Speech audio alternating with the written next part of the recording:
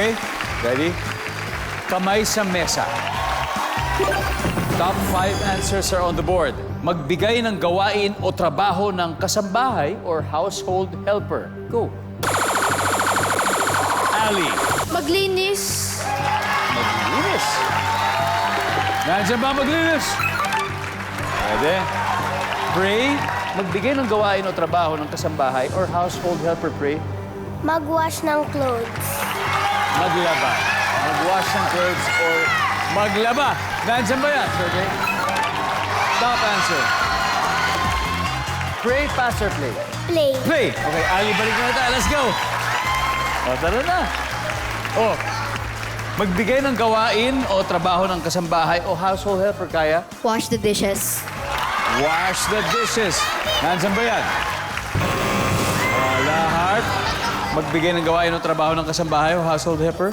Magluto. Magluto. Nandiyan ba yan? Wow. Ano bang favorite food mo, Heart? Sinigang po. Na? Pork? Yan, sinigang na pork. Everybody's favorite. Noah, gawain o trabaho ng kasambahay or household helper? Nagwawalis. Nagwawalis. Nandiyan ba yan? Pareho niya na maglinis ng house. It's already there. Okay? Okay, one last pray. Kailan makuha natin? Trabaho or gawain ng kasambahay or household helper? Fix the bed.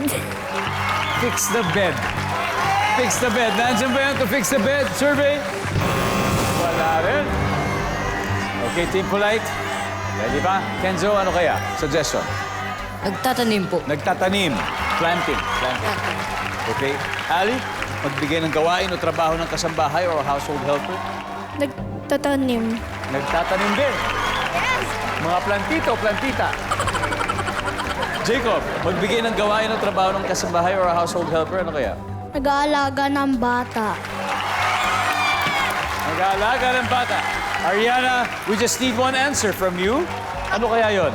What he said, mag-aalala ng bata. Mag-aalaga ng bata. Mag-aalaga muna ng bata, tapos magtatanim. Nandiyan po ba? Pag-aalaga ng bata.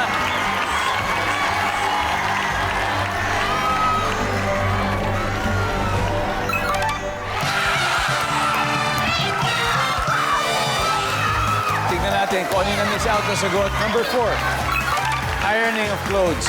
Anyway, after 3 rounds, leading po ang Team Polite, 269 points. Pero syempre, ang Team Kind, we still have 48, right? Okay.